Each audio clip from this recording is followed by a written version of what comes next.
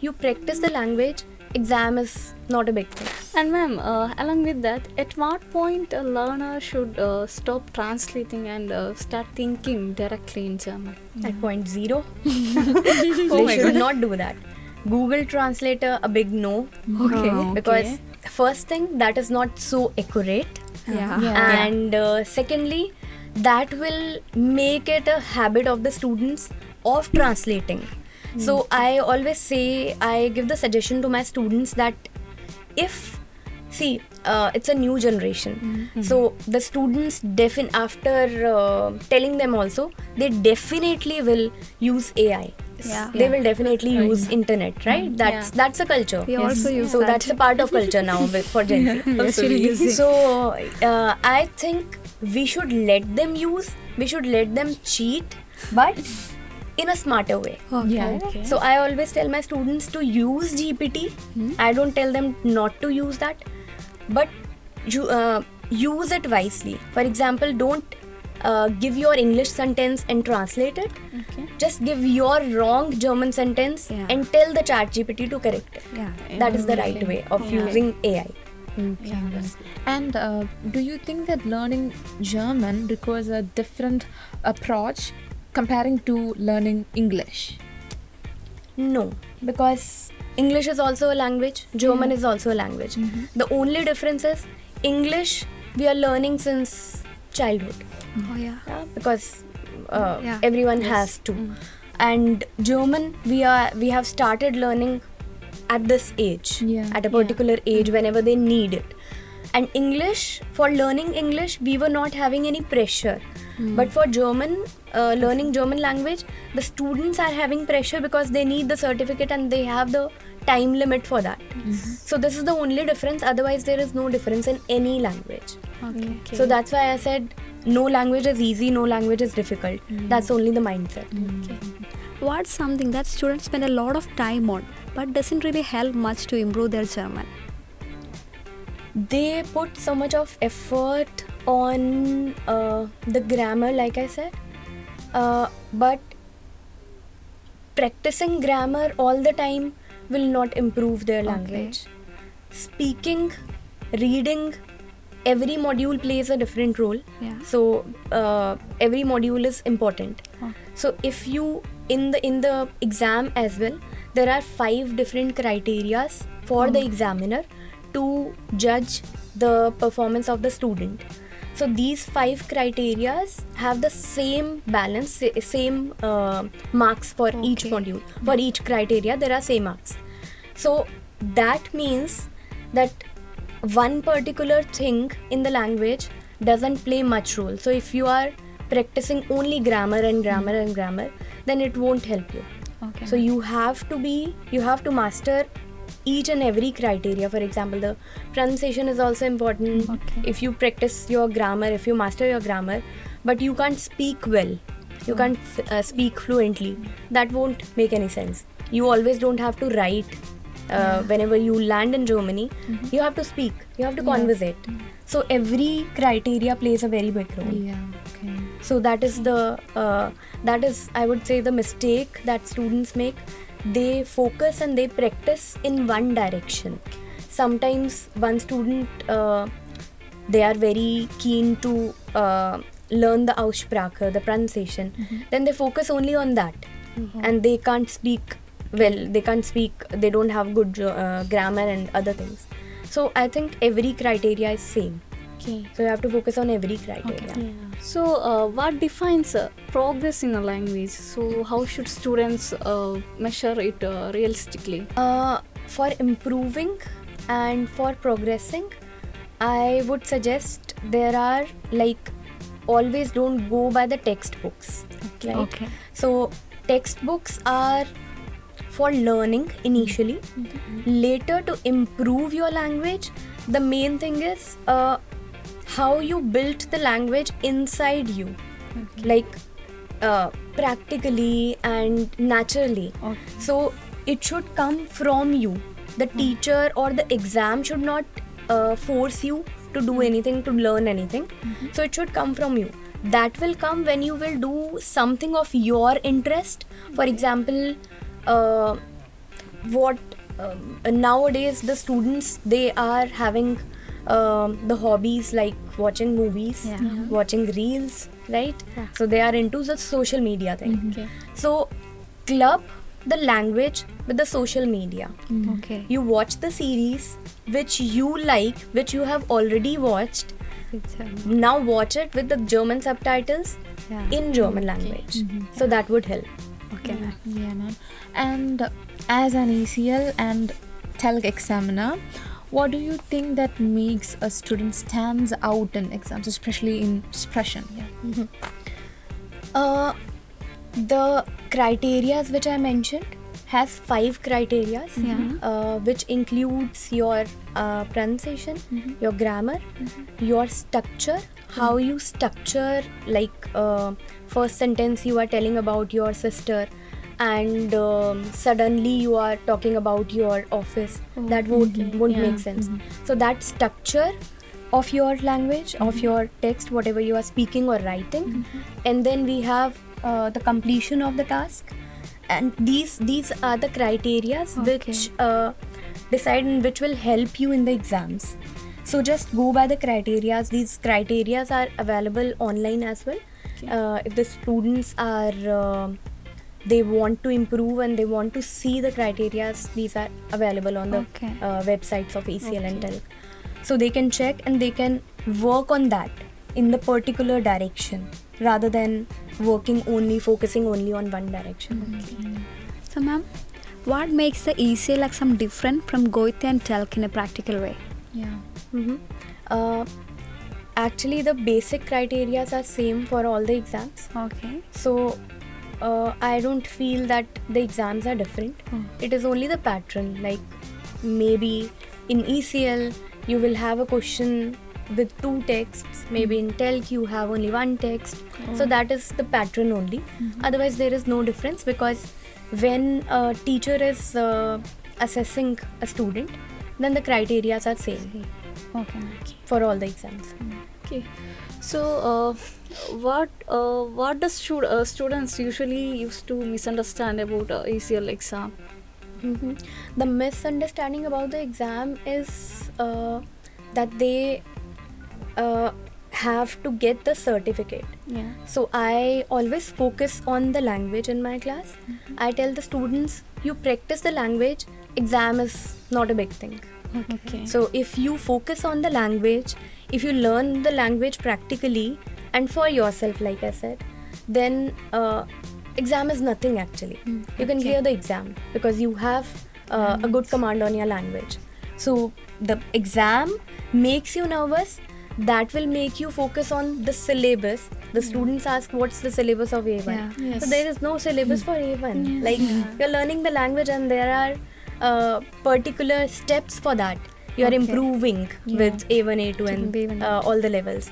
So we can't say that that we have a syllabus for A1 exam, for ACL exam, for TELC exam. We don't have different syllabus, right? We learn from the same books and then we write the different exams. Why? Because every exam has the same criteria. Every exam has the same criteria because every language has the same criteria. No? You will. What do you need in the language? You need speaking, you need writing, you need reading, right? You need listening. So that is the thing, that nothing other than this we can have in a language. So we just have to practice these things. And ma'am, in the ACL speaking exam, what do the examiners literally focus more on within this Aussprache or grammar and coherence? Yeah, which is that? This is a misconception that the examiners focus on any particular thing. Like I said, there are 5 criteria. So the examiners focus on all those criteria. The examiners, they have to focus on all the criteria because they have to assess according to that. So every criteria has, for example, 5 marks each. No criteria is like one criteria is having 5 marks, other is having 2 marks. No. Every criteria is same and they have the same weightage. So you have to practice everything and then only you have a good command on the language. So, ma'am, if a student has only a few days for their exam, what should they prioritize? they should sleep well. So if, like I said, it's language and you have to make a good command on a language.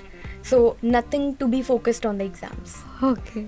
If you have not done anything in your course, if you have not learned the language well, then you cannot do anything in the exam as well. You are just wasting your money. Yeah. So don't book the exam. Okay. So, what is the one mistake that the students should avoid during their exams? Taking the pressure of the exam is the biggest mistake. Yeah. And doing the sample papers, practicing the sample papers is also a mistake, I would say. During the exam, I mean, just few days before the exam is not the right time to learn a language or do the sample papers or anything. So they have to focus on the language while doing the course.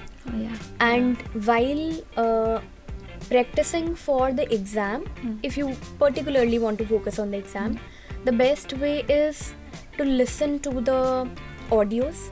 For example, if you are writing your B2 exam, so my suggestion would be take the A1 book, take out the A1 audios, listen to the audios, write the transcript of A1 audios, total transcript, right?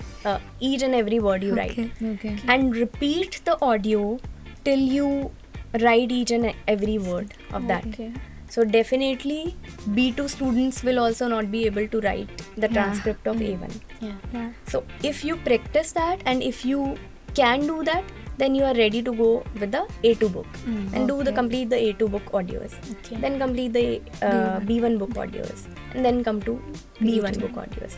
So this is the way of practicing and reading. Like I said, that is the addition, not the book reading, extra. Not the textbook reading, extra books. You read many extra books. You are definitely ready for the exam then by doing these two things.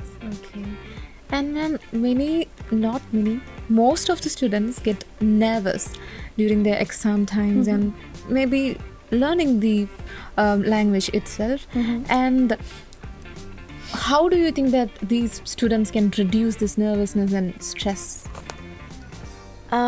Nervousness is very normal. If you think, if you are not prepared for the exam, so the nervous students will only be nervous if they have not practiced well, if they have not learned the language well. If you have learned the language well, I don't think anybody will be nervous in the exam hall. So learning is the answer. So ma'am, nowadays people can move to Germany without doing the German language course. There are master courses they can do in English. So is German language learning is really necessity to move there, or do we overestimate its importance? My answer is a big yes, because you're not only going for the university. You have to go out after your classes. You have to meet many people. You have to have a room there where maybe you will have a flatmate who's from some other country, and he or she may not know your language or may not know English, the common language also. So then that's a problem. You have to go to the supermarkets, you have to buy the things, you have to buy the tickets, you have to interact with the people. And if by chance you have managed everything, you are in a metro city and little bit of English is fine there and you have managed everything, after your university, after your course is complete, what will you do? You will not get any job there. So language learning is must, and for the Indian students, it would be better, it would be great if they learn it here in their own way. That's easier for them. They can learn it there as well, but it will be easier if they learn it here in India, because they are in their comfort zone. Plus, after going to Germany, it's very hectic. They have to focus on their studies if you are going for studies. So you have to focus on your studies. In addition, you have many other tasks that you were not performing here at home. You were having many helping hands here at home. So somebody else was cooking for you, somebody else was washing your clothes. So there you have to do cleaning, cooking, everything yourself. You have to go for shopping yourself, right? So you have many tasks there. You are handling a home or maybe a room, plus you are studying there, plus you are adjusting in their culture, you are learning new things. So it's a bombardment of everything. So that's a pressure there if you in addition have to learn a language also there. So it would be great, at least one thing you put aside and you do a language course here, and that will be a little easier for you there. Okay.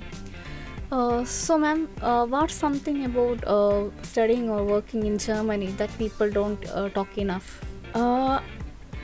They don't talk about the homesickness they feel whenever they go there. Initially, here in India, through the videos, we always see the good picture. We always see a very nice culture there.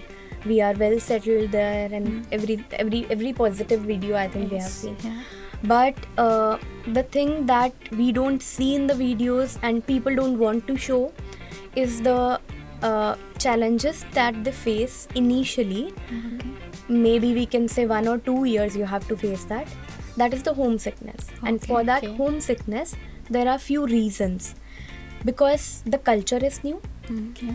Every process is new there. System is new there. We are very quick here. Germany is a very developed city, right? But still they don't rely on the online things till now. So even one OTP also comes through post there, and it takes 1 to 2 weeks to complete that process, which we do it in few minutes here, not even minutes. So OTP comes and we are registered with that app or something. So there it is a slow process. Slow process, plus you have to go to the offices to submit that, and you have to follow some protocols there. So that is the difficult part there. But if you have that mindset that you want to live there and you want to adapt that culture, you are following the rules and regulations there, you are disciplined enough, and you are not breaking any rules, and you are okay with their culture because you are going there. They are not inviting you. You yourself you want to go there. You wanted to go there. So then it's all fine if you are. You can easily mingle with them and their culture. Then it's fine. After 1 or 2 years, you'll be well settled there. And ma'am, as someone who has already been in Germany, what should be all those, or what are those things that students should be prepared before moving to Germany? They should be prepared with the cooking part because there, like, not only while going to Germany, whenever you travel, you feel that you should know cooking, right? If you are going somewhere for a longer time, every time you cannot order from outside. In Germany, everything is very expensive. As if we compare it from India, if somebody is able to afford that every day ordering something, then also you will not be able to eat every time outside. So I think cooking is the tip that I want to give the students. They should learn cooking, plus obviously the basic things, because the basic house chores they should learn, because they have to perform everything there along with their studies and their jobs. Learn cooking, guys. So important.